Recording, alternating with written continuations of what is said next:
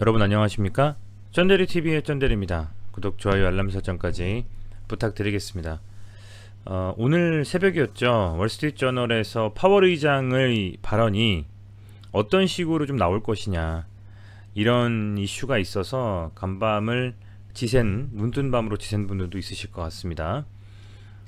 별다른 내용은 안 나왔던 것 같아요. 별다른 내용은 안 나왔던 것 같고, 이제 인플레이션에 대해서 인내를 해야 된다라는 발언을 했다라고 합니다. 저는 새벽 2시 정도에서 그 월스트리트저널에서 실시간 유튜브로 방송했던 것을 저도 살짝 좀 보고 잤는데, 이 내용 자체는 이 기사에서 확인할 수 있으신 것처럼 기본적으로 이게 가장 중요했던 것 같아요. 이제 경제가 다시 좋아지면 아무래도 기저효과 때문에 물가 상승에 대한 압력이 생길 수밖에 없다. 하지만 그게 일시적일 것이다. 그런데 인플레이션이란 부분에 대한 우려감은 최근 계속 시장에서 좀 회자가 좀 됐었던 것 같아요. 아무래도 이 미국 10년물 그 국채 금리죠. 이게 지금 이제 계속적으로 증가를 좀 하면서 뭐랄까요, 시장에서는 유동성이 풀어져 있는 상태에서 이 금리가 오른다라고 하면 그런 금리 인상에 버틸 수 있는 투자자들, 시민들이 많지 않을 거라고 좀 생각이 되는 거죠.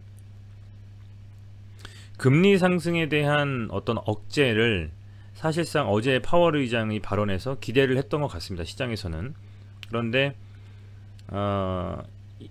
어느 정도 팬데믹임에도 불구하고 시장 상황이 경제적으로 괜찮아질 것이라는 기대감에 시장은 따라오지 못하는데, 근본적인 펀더멘털은 회복되지 못했는데, 금리만 높아졌을 때의 이 시장에서 받을 수 있는 충격들, 이런 부분들을 정부 차원에서 조심스럽게 다루면서 리스크를 해지해야만 한다는 좀 생각이 있습니다. 저도. 그런데 미국에서 어쨌든 이런 상황 속에서도 파월 의장이, 그죠? 파월 의장이 금리에 대한 어떤 뭐랄까요, 좀 상승을 조금은 조심스럽게 이렇게 누를 수 있는, 억제할 수 있는 그런 대책에 대한 부분들, 정책에 대한 부분들이 언급이 없었단 말입니다. 그저 인플레이션에 대한 가능성이 있고, 하지만 길지 않을 것이다, 인내해야 한다, 이렇기 때문에 그런 부분들이 있어서 급작스럽게 이제 어제 이 발언, 3월 5일 이 발언 이후에 국채금리가 굉장히 좀 이제 빠르게 올라갔습니다. 채권금리가요. 네, 그렇다 보니까 그런 부분들이 이제 나스닥과 다우 양시장 모두 긍정적으로 끝나지 못하게 한 가장 중요한 요소가 아니었나. 나스닥이 2% 하락했고요. 어제 다우지수가 1% 하락을 좀 했습니다. 그래서 시장에서는 어떤 하나의 희망이라도 잡고 싶은 움직임이 있는 것 같아요. 아시아 쪽의 중국과 홍콩에서의 유동성 회수에 대한 이슈들, 홍콩 물론 이제 세금에 대한 이슈죠. 거래인지세. 그러니까 주식 투자를 했을 때 내야 되는 거래인지세에 대한 어떤 세금에 대한 부과를 높이겠다, 이런, 그죠? 근데 그런 부분들 어쨌든 결론적으로는 유동성에 대한 축소거든요. 유동성이 축소된다라는 것은 금리를 올리는 것도 시장의 자금이 묶여버리는 거죠. 더 풀려야 되는데 유동성 장세에서 그게 가장 위험한 것이라고 생각을 하는 것 같습니다. 그런 부분에서 실제로 물론 백신에 대한 접종 이후에 조금씩 시장이 활성화되는 부분은 부인할 수 없겠습니다만, 아직은 아니다 라고 판단을 하고 있는 이 시장 상황에서 오로지 그냥 지표들만 가지고 뭔가 탁상공론하는 느낌이 든다. 저는 개인적으로 그렇게 좀 생각하고 있습니다. 어쨌든 지금 이렇게 이 금리에 대한 인상이 점점 조금씩 모르는 사이에 되면서 뭐랄까요, 이렇게 파월 의장의 FOMC, 앞으로 이제 이번 달 한 다음 주쯤, 다다음 주쯤이죠.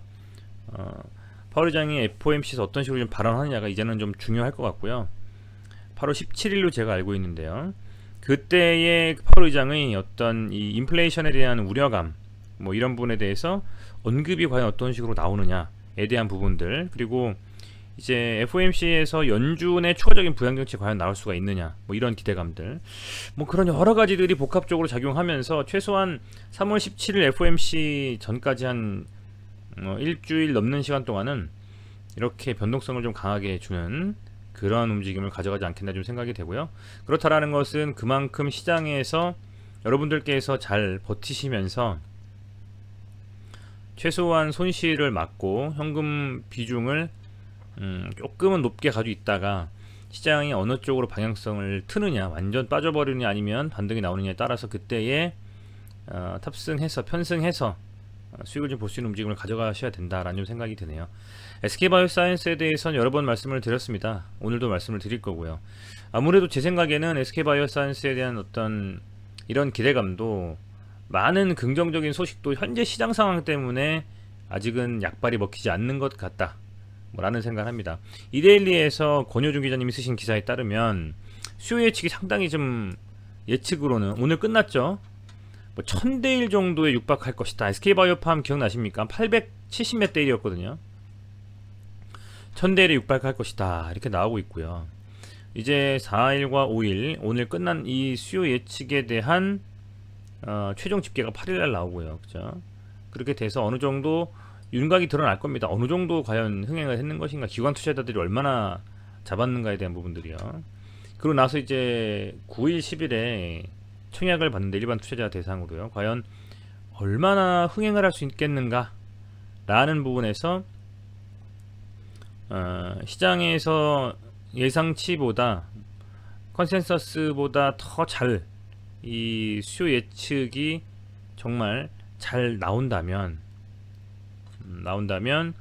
아마도 상당히 좀 긍정적일 수가 있지 않겠나, 뭐 이렇게 좀 보고 있습니다. 굉장히 좀 궁금하고요. 저도 이게 되게 중요할 것 같아요. 정말 바이오 대여라고 표현해도 뭐 전혀 손색이 없을 만큼 SK바이오사이언스가 최근에 시장을 뒤흔들어 놨기 때문에 이 백신 관련, 뭐 CMO 관련 해가지고 많은 이슈가 됐지 않습니까? 그래서 이런 부분들이 이제 어쨌든 오늘 끝났고, 주말간이 지나고 나면 다음 주 월요일쯤 결과 발표가 미디어를 통해서 많이 나올 것이고요. 그런 미디어를 통해서 많이 나온, 얼마나 과연 기관 투자자들이 뭐랄까요, 이렇게 많이 이렇게 좀 긍정적인 움직임을 가지고 투자를 하고자 하는지에 대한 부분들이죠. 그런 부분들에 대해서 결과가 나온다면 다음 주 시장은 좀 뜨겁지 않겠나 좀 생각이 됩니다. 그렇게 생각이 좀 되고요. 뭐 앞서 말씀드린 것처럼 시장에서 코스피는 요 박스권 안에서 변동성을 주면서 가고 있어요. 뭐 미국 파월 의장의 한마디 한마디가 주가에 많이 반영이 좀 되고 변동성을 가져가는 그런 좀 움직임을 가져가고 있는데, 뭐 그렇습니다. 제 생각은요, 우선은 아직까지도 변함없습니다. 오늘 뭐 이렇게 아래골을 달면서 결국에는 매수세가 좀 들어와 주면서 이렇게 반등이 좀 나와줬는데, 코스피 코스닥 양시장 모두 오늘 그런 움직임이었거든요. 그래서 지금은 조금은 움직임 자체가 재미는 없지만 이런 움직임입니다. 지금 보면 요 정도 구간에서 박스권이라고 봐도 무방하겠죠. 이렇게 지금 어쨌든 매수세가 계속 이어지고 있다라는 겁니다. 이런 것들을 봤을 때는 시장은 조금 더 빨리 상승하고 싶다, 뭐 상승하려고 하는 힘이 있다 라는 판단을 해도 무방한 정도 수준의 움직임을 보여주고 있다라는 좀 생각이 됩니다. 물론 양시장 모두 오늘 역시 개인이 순매수를 해주면서 기관과 외인의 매도세를 잘 눌렀습니다만은 뭐 결론적으로는 수급에서 외국인이 얼마나 사주느냐, 결국 그 외국인이 사준다라는 것은 해외 시장의 뭐 금리에 대한 이슈, 유동성, 부양책, 이런 부분들이 얼마나 잘 나와주느냐에 따라서 그것이 큰 영향을 미칠 것 같다는 좀 생각이 됩니다. 종목으로 들어가서 보면 SK 이제 케미칼입니다. 케미칼 오늘 과연 어떻게 마감할까 좀 걱정을 했는데요. 다행히도 오늘 거의 보합권에서 마감을 했고요. 아직 확실하진 않지만은 어떤 그 바닥에서 좀 나오는 도지형보다는 조금 더 큰 단봉 형태의 양봉이 나왔어요. 지금 충분히 과매도권인데 뭐 이렇다 할 정말 반등이 나왔다면 사실은 이렇게 요 캔들의 한 몸통 이상 깨버리고 이 정도 올라가주는, 그리고 거래량도 조금 많이 나와주는 이렇게 그런 움직임이 나왔으면 정말 베스트였을 텐데, 그래도 더 빠지지 않고 0.16%만 하락한 상태에서 이렇게 뭐 반등이 좀 나오는 움직임이 기대가 되게 잡아줬다는 것이 다행이라고는 생각하고 있습니다. 개인적으로는 이 추세는 이제 한번 지워보고요. 조금 더 올려볼까요? 그래서 자칫 잘못했으면 요 27만원까지도 눌릴 수 있는 움직임을 가져갈 수도 있는 어떤 그런 상황이었는데, 다행히도 조금 잡아주면서 올렸고, 아직 뭐 확실하진 않습니다만은 좀 더 지켜봐야 될 것 같아요. 바닥이냐 아니냐에 대한 부분일 수가 있고, 시장이 반등하면서 SK바이오사이언스에 대한 이슈가 붙고 아스트라제네카 백신에 대한 어떤 우려감이 조금만 부식된다면 강한 반등도 나올 수 있다고 저는 기대를 하고 있는데, 매동이 개선이 되지 않고 있어요. 수급이, 케미칼이 수급이 개선이 되지 않고 있기 때문에 지켜봐야 된다. 반등이 나오고 나서 제대로 틀어줬을 때, 그때, 왜냐면 지금 고점 대비해서 그래도 한 30% 가까이 빠진 상태이기 때문에 이 정도면 슬슬 이제 접근해 볼 필요는 있거든요. 고점 대비해서 한 40% 정도 수준이 됐을 때부터는 반등이 나오기 때문에, 그래서 그런 부분들을 좀 감안하면서 접근하실 필요가 있을 것 같고요. 여기서는 얼마나 빠졌나 볼까요? 얘도 한 30, 한 6%, 거의 40% 가까이 빠졌을 때 반등 나왔지 않습니까? 그죠? 일반적으로 한 40% 정도 빠지면 충분히 빠졌다라고 생각을 하기 때문에, 지금 시장에서는 어쨌든 이 정도 수준에서 하락을 마감을 해줄지 뭐 지켜봐야 될 상황이다라고 보면 좋을 것 같아요. 이 정도 기준으로 좀 딱 잡고, 우리가 어쨌든 케미칼에 관심을 가지고 계신 분들은 사실은 주가라는 것이 빠지고 나서 돌아 나올 때 사야 그게 수익이잖아요. 지금 근데 물론 많은 종목들이 물려있기 때문에 들어갈 수 있는 자금들이 없으실 수도 있다라는 좀 생각을 합니다. 하지만 뭐 계속적으로 시장 참여를 하면서 이런 거에 대한 인지는 하고 움직여야 되겠죠. 그래서 지금 현재 상황에서 30% 가까이 빠진 상황이기 때문에 반등 나올 가능성이 매우 크다라고 좀 보고 있고, 한번 지켜봐야 될 필요가 있다. 아직은 수급이 개선되지 않았기 때문에 이걸 봤을 때는 조금 더 보수적으로 잡으면서 첫째도 시장, 둘째도 시장, 시장이 반등하는지를 볼 필요가 있다, 이렇게 판단이 됩니다. 디스커버리는 뭐 여기서 자리를 잘 잡은 단봉 형태의 안봉이 나왔어요. 우선은 뭐 6만원에서 7만원 정도까지를 벗어나지 않을 거라고 저는 기대를 하고 있고요. 계속 말씀드렸지만 그것에 있어서 제 생각은 변함이 없습니다. 여기가 깨져버린다면 뭐 살짝 눌러주면 눌러줬지 아예 이 라인을 깨면서 마감이 될 것 같지는 않다는 점 생각을 하고요. 여전히 SK바이오사이언스에 대한 상장 기대감이 전혀 반영이 안 됐다. 왜냐면 이때는 반영이 됐을 수가 있습니다만은, 그죠? 이때는 뭐 백신, SK바이오사이언스의 백신에 대한 이슈였고요. CMO, CDMO. 지금은 이 기대감, 불과 2주밖에 안 남은 이 SK바이오사이언스에 대한 기대감이 뭐 반영이 거의 안 됐다고 봐도 무방합니다. 그래서 그런 상황이기 때문에 저는 뭐 개인적으로는 이 정도 수준이면 양호하다. 지금 시장이 엄청나게 눌리고 있지 않습니까? 그런데 시장이 만약에 반등을 하면서 이거 주가가 반등이 좀 나올 것 같다. 그리고 금리에 대한 이슈도 이제 시장에서 충격을 많이 받았네.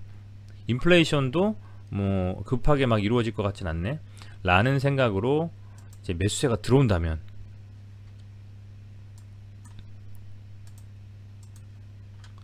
매수세가 그렇게 들어와 준다면 이 3100포인트, 3200포인트 여기 이 박스권을 돌파하면서 그런 움직임이 나와줬을 때는 폭발적으로 상승할 수 있는 가능성도 있거든요. 그래서 지금은 정말 아주 지루하게 움직이고 있습니다만은 아직은 희망을 포기할 때가 아니다라고 말씀을 드리고 싶고요.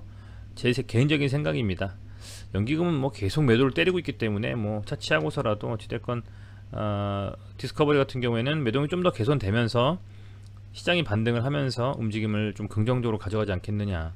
그런데 만약에 뭐 밤새 주말새에 미국발, 홍콩발, 중국발, 뭐 아시아발, 유럽발 어떤 인플레이션, 유동성 회수, 금리 인상 이런 이벤트들에 대한 어떤 이슈들이 만약에 안 좋게 나온다면 그러면 물론 리스크 해치 차원에서 비중을 확 줄여버릴 수도 있지만은 지금은 버틸 수 있다면 버텨보는 것이 저는 좋다고 보고 있습니다. 그래서 조금만 더 지켜보시죠. 어쨌든 이벤트를 앞두고 나서 아직 기대감이 제대로 반영되지 않은 부분이 있는 것 같습니다. 수요 예측에 대한 부분이 8일날 나오고 9일 10일날 일반 청약에 대한 이슈가 불거지고 일반 청약 이후에 일반 청약하지 못한 자금들에 대해서 뭐 반환이 되면, 그게 반환이 아마 그 다음 주 되나요? 아마 12일은 아닐 거고 제 생각에는 뭐 한 5일, 6일, 7일, 8일 뭐 이렇게 그 사이에 되겠지만, 그때는 그 자금들을 가지고 바이오사이언스에 대한 매수를 할 수 없다면 관련 종목들에 대해서 관심을 갖게 될 수도 있거든요. 아직은 조금 더 유연하게 생각하시면서 기다리신다면 좀 좋은 움직임도 한번 나와 볼 수 있지 않나 좀 생각을 저는 하고 있습니다. 사실은 뭐 한 10월부터 이렇게 쭉 기다리셨던 분들이라면 지금 하루 이틀 정도의 시장의 하락에 대한 이런 부분들로 누리는 것들은 충분히 뭐 지켜보시면서 하실 수 있을 거라고 좀 생각이 들고, 제가 말씀을 안 드리더라도. 그리고 부디 좀 긍정적인 어떤 수요 예측에 대한 결과가 나와서 예상했던 것처럼 주가가 좀 강하게 케미컬과 디스커버리도 반등하면서 최소한의 어떤 상승도 상승이지만 혹여 매도하시려는 분들에게 있어서 손실을 적게 하고 아니면 조금이라도 수익을 보고 매도할 수 있는 기회가 왔으면 좋겠다. 뭐 저는 그렇게 개인적으로 소망해 봅니다. 시청해 주셔서 감사드리고요. 이제 주말이네요. 이번 주말은 날씨가 좋을 것 같습니다. 나가서 코로나에 대한 뭐랄까요, 이렇게 좀 걱정을 그래도 어느 정도는 하시면서 잘 즐거운 시간 보내셨으면 좋겠네요. 하도 그냥 저도 코로나가 지속되니까 이게 와닿지 않는데요. 그렇지만 그럼에도 항상 건강 조심하시고 무엇보다 그렇게 좀 지내시는 우리 구독자분들 되셨으면 좋겠습니다. 시청해주셔서 감사드리고요. 항상 좋아요, 구독해주셔서 힘이 됩니다. 고맙습니다.